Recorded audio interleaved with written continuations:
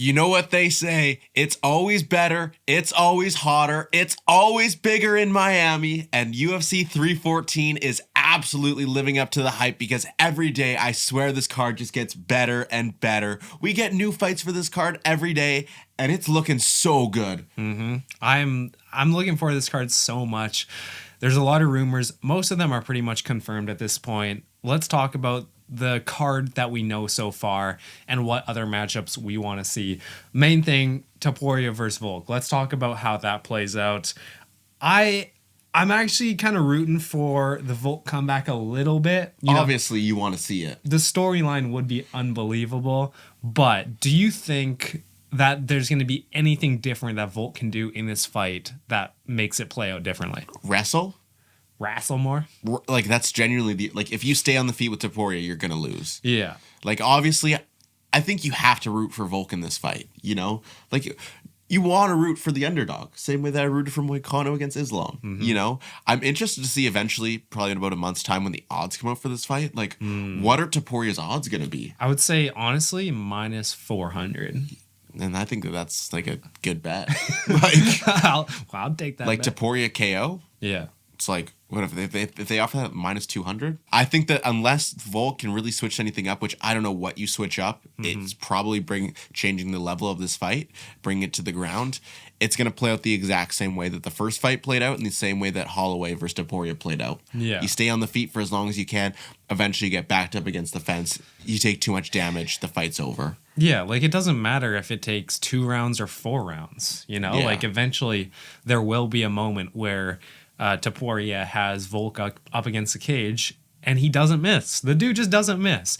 You watch back that Holloway fight. Holloway got caught 5 times, 6 times with massive shots. Those massive shots are going to wobble Volk immediately. 2 or 3 of them already wobbled Max. Obviously, there's the one where Topuria landed that big overhand over top, and that's what started the combination, which led to the end. But there was also about 2 other times, once in round 2 and once earlier in round 3, where he wobbled Max a little bit. And if you can wobble Max a little bit, Volk's chin is not there. Yeah, like, it's just not Max's. even close. And like you said, like, I think wrestling is, if he mixes it up more, doesn't fight as timid or as scared, Volk needs to fight his fight. He's always said that. He can do all those things, and I just still don't think it would be quite enough. The power differential, it's like an equalizer. Doesn't matter how good you can wrestle.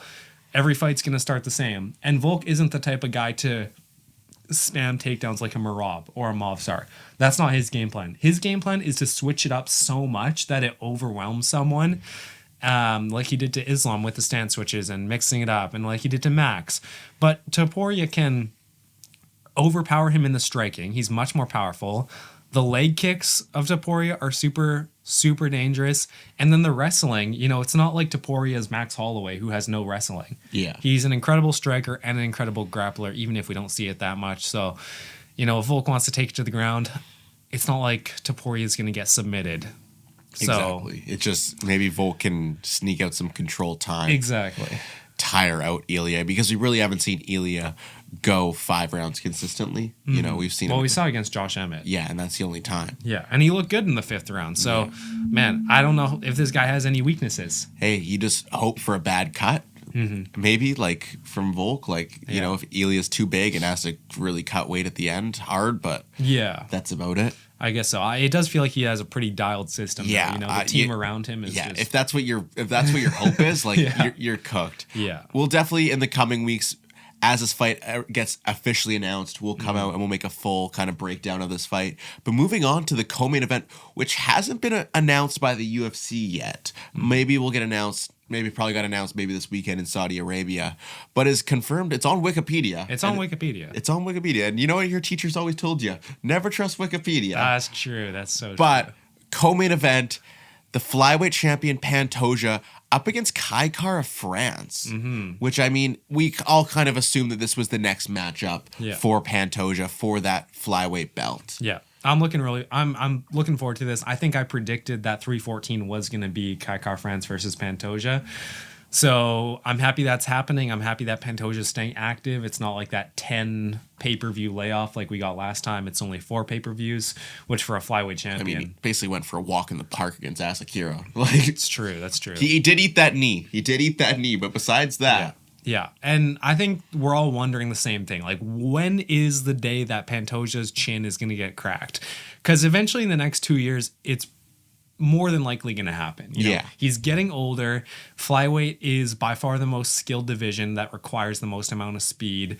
And you look at someone like Demetrius Johnson, who was on top of the world, had way more title defenses. Eventually, Henry Cejudo was able to out-grapple him, out-tit-for-tat him, and get the win. Henry Cejudo. And so Henry Cejudo was cracked at that point. Yeah. But Kai Kara-France isn't going to be able to out-tit-for-tat Pantoja.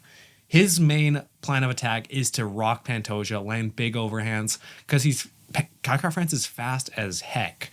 Pantoja has that scramble ability, so this is kind of a style matchup that's going to clash. Kai Kara-France has good takedown defense. I think this is going to be Pantoja's toughest fight because of that 5-round knockout threat. Yeah, I mean, for Pantoja here, he's obviously going to try to bring this fight down. Yeah. Use his scrappiness, use his grappling to try to take it down. I think that this is a fight that's close for different reasons than like a Royval or a Moreno versus Pantoja is close. I think just because those guys' skill sets are also similar and they're also well-rounded. This fight's close because, I mean, you have Kai Kara-France, who might be the most powerful guy in the division. You know, we may not have even seen a guy as powerful as Kai Kara-France in flyweight history. We probably haven't. You know, 14 first-round finishes is what he has, and that's unreal for a flyweight. You know, we see heavyweights who don't even have those numbers. I mean, especially modern day heavyweights. Yeah, especially modern day. But that's not today's topic. But I think against Pantoja, it's very much the line that we say video after video. We've been saying it for a long time. Every round starts on the feet, you know? And that's the beginning of the round where you have the possibility where you have to stand up and you have the potential to get knocked out by a guy like Kai Kara-France with all that power. Luckily, we've seen Pantoja's chin hold up. We saw it 2-3 months ago hold up drastically against that knee from Kai Sakura, who probably puts down 90% of the UFC that knee. That knee was brutal, but Pantoja took it, didn't even wobble him really. You know, he just ate that thing. It was very much Cheeto Vera-esque, the way he ate that knee. So it'll be interesting to see, every fight Pantoja is getting older, the cut puts more wear and tear on his body. But I think that it's going to be a super competitive fight, or it's either going to be a terrible fight. It could just be like possession, lay on Kai Kara-France, get him down. But I think that Pantoja's going to be willing to stand up with Kai Kara-France too, because Pantoja's striking is no slouch. He can strike. Yeah.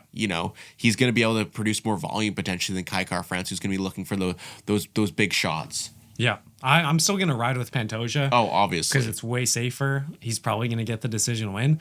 But I think the nice thing about this fight is it's not like a Steve Erceg or Kai Sakura, where it's like literally unproven guys who you expect to have no chance. You expect Kai Kara-France to make this a very competitive fight. Exactly. All right, let's move on to some of the other big fights. We got Gilbert Burns versus Michael Morales confirmed. Fraud check incoming? I doubt it. Gilbert Burns. 2 years ago, Gilbert Burns? Sure. Even last year. The Gilbert Burns that fought JDM, yeah, I think beats this version of Michael Morales. Yeah, Gilbert Burns that fought Sean Brady, that's a tougher decision.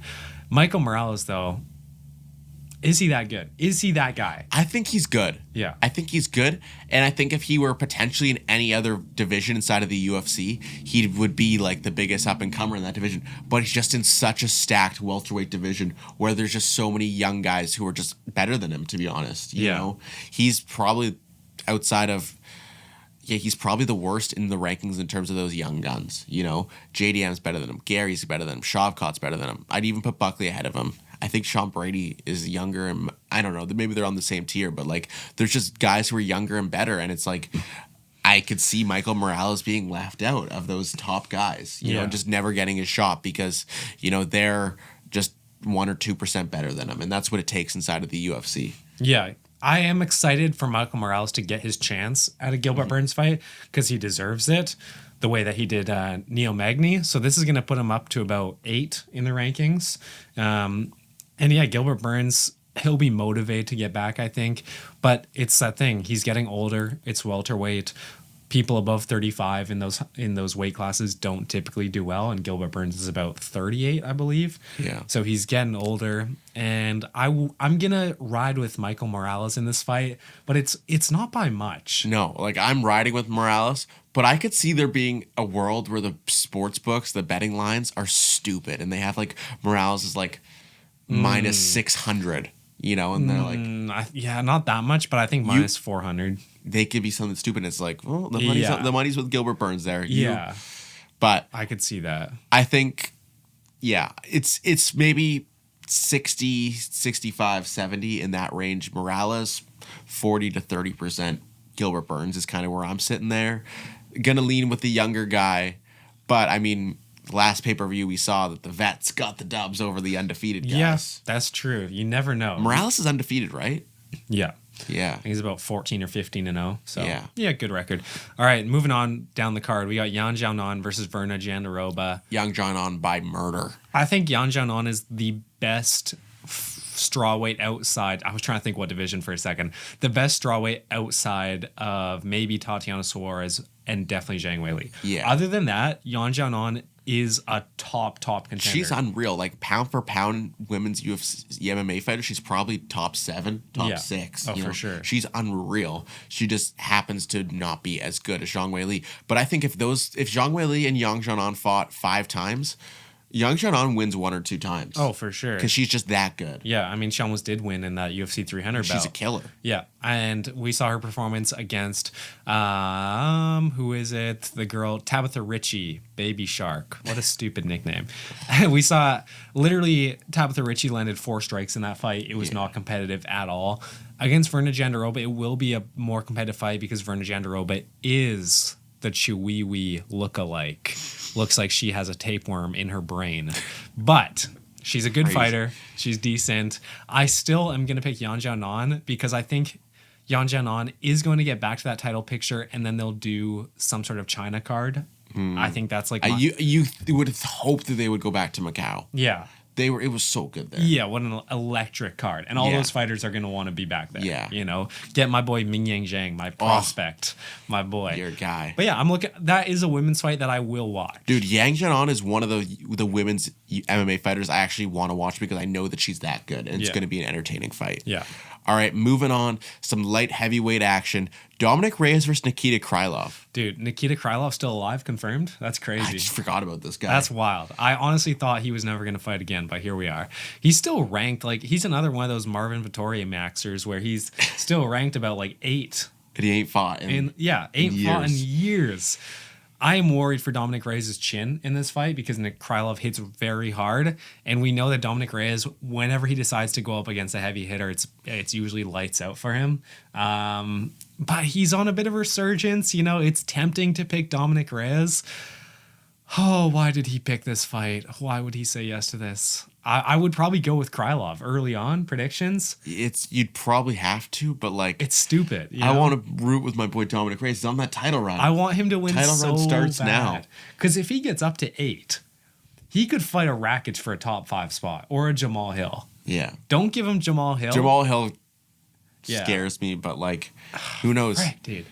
Maybe he did take that time off and it did help him, The deciding factor for this fight is going to be if this is on the main card or the prelims. Prelims, I'm going with Dominic Reyes because those predictions don't actually matter. Main card, True. Nikita Krylov, I'm going with. That's valid. That's a very valid. All right, and the last confirmed fight, one fight that we talked about this in another video. We do not like this fight. 2 guys that we love. Jim Miller versus Chase Hooper. Man, Chase Hooper is the legend slayer.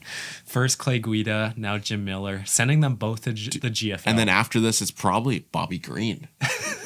Yeah, that's not actually a bad shout. He's just preying on old men. We have to bring back T. Ferg for a Chase Hooper fight. Yeah, I got Chase Hooper in this fight, though. 10-second choke out of Tony Ferguson. Yeah. Oh, well, I mean, think about what... But, who was it? Was it Damian Maia? No, it was Tony Ferguson. It's Do not look it up. I can picture him. He's in my head. Chiesa. Michael Chiesa. That fat bastard. But yeah, I'm gonna time lapse that What were we 10x speed, and they can watch us think. what It was Michael Chiesa, guys. It didn't take us that long. Only 10 minutes. was the point of that though? You tell me, man. Jim. Oh yeah. Tony Ferguson got choked out fast by Michael Chiesa. Yeah. That's what we were thinking about. Chase Hooper. Chase Hooper does it even faster potentially. Oh, yeah. Yeah. Anyways, Jim Miller versus Chase Hooper. It's a fun matchup. Like everyone wants to see that matchup, but Jim Miller, I want to see him get more wins. Yeah, we you know? want to see him get up to 50 dubs. Exactly. But could he fraud check Chase Hooper? I think there's a possibility. Obviously, yeah, because Yeah. Jim Miller's actually still good, but Yeah. I think that Chase Hooper's actually good. And the Yeah. thing is with Chase Hooper that makes him different is like he has 8 fights in the UFC now, I think. Mm-hmm. Like he has so much experience for being 25 years old. Yeah, I think Chase Hooper is going to have just a big difference on the ground, obviously, but in the striking, I might slightly Oh, Jim lean Miller's. Jim Miller. I'd lean Jim Miller in the striking. Except for the chin is just so much worse on him. Like we saw Yeah. against Bobby Green, once he gets hit, he's like, all right, I'm out. Yeah, and like I could see Jim Miller, like the second this fight gets to the ground, he's gonna struggle, obviously. Yeah. Against Chase Hooper. Unlucky for Chase Hooper, he doesn't have great ground and pound, which we saw Green just absolutely dominate Jim Miller with on the ground, but he should be able to get him out. Are there any other matchups that you want to see on this card? Like any other fighters who you think deserve a spot on the Miami card? Because realistically, we could have this could be the full main card here. Yeah. Right? Like you could have a Dominic Reyes, Nikita Krylov opening up the main card, Yan Xiaonan, 4th fight, Gilbert Burns featured fight. Yeah. I Like, could very much see that. I mean, off the top of my head, there's nothing really. No, they've done a good job already. If this is the card bout, Yeah. 'Cause, like, respect it. thinking about like heavyweight, everyone's kind of booked in a fight. Light heavyweight, everyone's kind of already been in a fight. I could see them doing a Khalil Roundtree on this card because he's from America. He's kind of got that, you know. there's just not really anyone for him to fight. Yeah. Unless it was Rakic. Rakic is so cooked, man. All right, that's going to wrap it up for us today. Make sure you guys go down to the comments. Let us know what you think of this card. Are there any fights you want to see for this card? While you're down there, make sure you guys are liking and subscribing. And we'll see you guys next time. Peace. See ya.